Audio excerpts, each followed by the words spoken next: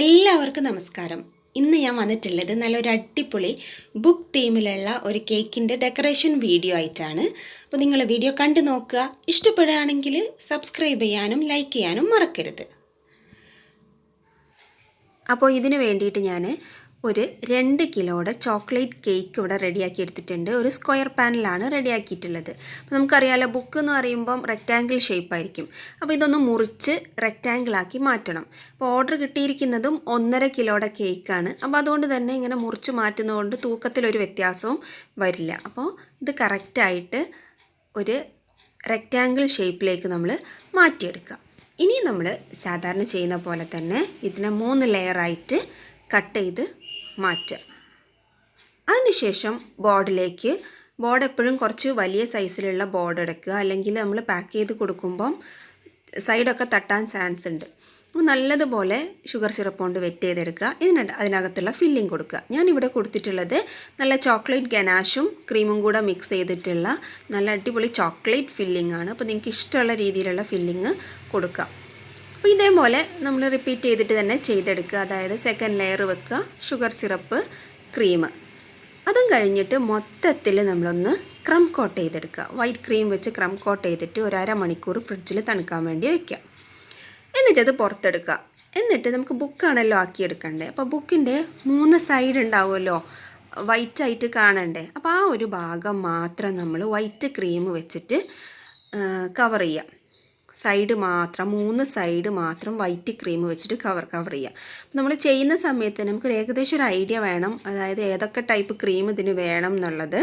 അപ്പോൾ ആദ്യം തന്നെ ഒന്ന് പ്ലാൻ ചെയ്യുക. അപ്പോൾ ഇങ്ങനെ 3 സൈഡ് വൈറ്റ് ക്രീം കൊണ്ട് കവർ ചെയ്തിട്ട് ആ സൈഡെല്ലാം നല്ല നീറ്റായിട്ട് എടുക്കുക. ഇങ്ങനെ ഇതെല്ലാം ഒന്ന് നീറ്റാക്കി എടുത്തതിന് ശേഷം അവിടെ നമുക്ക് ആ ഒരു ബുക്കിൻ്റെ പേജസിൻ്റെ ഒരു എഫക്റ്റ് കിട്ടണ്ടേ. അപ്പോൾ അതിന് വേണ്ടിയിട്ട് ഇതേപോലുള്ള ബ്രഷ് ഉപയോഗിച്ചിട്ട് ജസ്റ്റ് ഒന്ന് ലൈൻ ചെയ്ത് കൊടുത്താൽ മതി. അപ്പോൾ ആ ഒരു ബുക്കിൻ്റെ പേജസ് ഇങ്ങനെ ഉള്ളതുപോലെയുള്ള ഒരു എഫക്റ്റ് നമുക്ക് കിട്ടും. വളരെ എളുപ്പത്തിൽ ചെയ്യാൻ പറ്റുന്ന ഒരു കാര്യമാണ്. അപ്പോൾ ഇതേപോലെ ഈ ഒരു 3 സൈഡും നമ്മൾ ലൈൻ ചെയ്ത് കൊടുത്താൽ കറക്റ്റ് ആ പേജസിൻ്റെ ഒരു എഫക്റ്റ് നമുക്ക് കിട്ടും. ഇനി ഇതിൻ്റെ മുകൾ വശം ഉണ്ടല്ലോ, മുകൾ വശമുണ്ട്, അതുപോലെ തന്നെ ഒരു സൈഡും വരും. ഇതാ ഈ 2 ഭാഗം, ഈ 2 ഭാഗം ചോക്ലേറ്റിൻ്റെ ക്രീം വെച്ചിട്ട് തന്നെയാണ് കവർ ചെയ്ത് എടുക്കുന്നത്. അപ്പോൾ വളരെ ശ്രദ്ധിച്ച് ചെയ്യുക. കാരണം എന്താ വെച്ചാൽ സൈഡിലുള്ള ആ ഒരു വൈറ്റിൻ്റെ അവിടേക്ക് വരാതെ സൂക്ഷിച്ച് ചെയ്ത് എടുക്കുക. അതിലേക്ക് മിക്സ് ചെയ്യുമ്പോൾ ആ ഒരു ഭംഗി കിട്ടില്ല. അപ്പോൾ അതൊന്ന് ശ്രദ്ധിച്ചാൽ മതി. വളരെ ശ്രദ്ധിച്ച് ഒന്ന് 2 സൈഡും മുകൾ വശവും ഒരു സൈഡും കറക്റ്റായിട്ട് കവർ ചെയ്ത് എടുക്കുക. അപ്പോൾ ഇത് കഴിഞ്ഞു. ഇനി വേണ്ടത്, ഇതിൽ മൊത്തത്തിൽ നമ്മൾ കേക്ക് ഒരു ചെറിയ നോസിൽ കണ്ടില്ലേ, നിങ്ങളടുത്തുള്ളതിൽ ഏറ്റവും ചെറുത് നോക്കിയിട്ടെടുക്കുക. നോസിൽ വെച്ചിട്ട് മൊത്തത്തിലൊരു ബോർഡർ കൊടുക്കണം എല്ലാ ഭാഗത്തും, എല്ലാ സൈഡിലും. അപ്പോൾ കറക്റ്റ് ആ ഒരു ബുക്കിൻ്റെ എഫക്റ്റിലേക്ക് നമ്മൾ കൊണ്ടുവരികയാണ്. അപ്പോൾ ഏറ്റവും ചെറിയ നോസിൽ ഏതാണ് ഉള്ളതെന്ന് വെച്ചാൽ അത് ഉപയോഗിക്കുക. ഇതെല്ലാം ചോക്ലേറ്റ് ക്രീം വെച്ചിട്ട് തന്നെയാണ് ചെയ്തെടുക്കുന്നത്. ഇങ്ങനെ ഇപ്പോൾ കണ്ടല്ലോ, ഒരു സൈഡാണ് ഇപ്പോൾ ഞാനിവിടെ ചെയ്ത് കാണിച്ചിരിക്കുന്നത്. അടുത്തത് റിപ്പീറ്റ് ചെയ്ത് കാണിക്കേണ്ടല്ലോ. അപ്പോൾ ബാക്കി എല്ലാ ഭാഗവും ഇതേ രീതിയിൽ തന്നെ നമ്മൾ കവർ ചെയ്ത് എടുക്കുക മൊത്തത്തിൽ.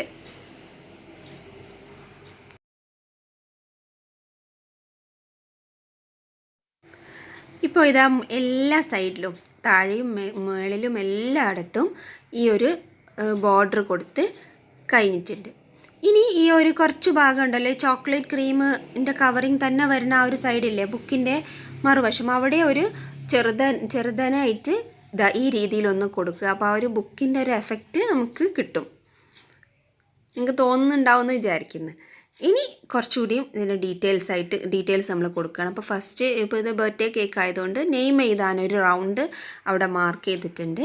അതിന് ചുറ്റിനും ഇതേപോലെ തന്നെ ഏറ്റവും ചെറിയ നോസിൽ വെച്ചിട്ട് തന്നെ സിമ്പിളായിട്ടുള്ള ഒരു റൗണ്ട് ഷേപ്പ് കൊടുക്കുന്നുണ്ട്. പിന്നെ ചെയ്യുന്നത് എന്താ വെച്ചാൽ മൊത്തത്തിൽ ലൈൻസ് കൊടുക്കുകയാണ്. ഇത് അവരൊരു തീം അവർ തന്നിരുന്നു, അതിനനുസരിച്ചാണ് ചെയ്യുന്നത്. അപ്പോൾ ഇതേപോലെ നമ്മൾ മൊത്തത്തിൽ ലൈൻസ് കൊടുക്കുന്നുണ്ട്. പിന്നെ ആ ഒരു നെയിമും കാര്യങ്ങളും എല്ലാം എഴുതുക. ഈ ലൈൻസ് കൊടുത്ത് നെയിമും കാര്യങ്ങളും എഴുതി കഴിഞ്ഞാൽ പിന്നെ നമ്മൾ കൊടുക്കുന്നത് കുറച്ച് ഫ്ലവേഴ്സാണ്.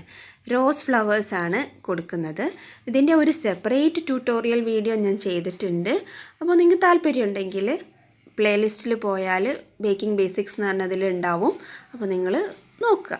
അപ്പോൾ ഇതേ രീതിയിലുള്ള കുറച്ച് റോസസ് അതിൻ്റെ മുകളിലായിട്ട് കൊടുക്കുന്നുണ്ട്.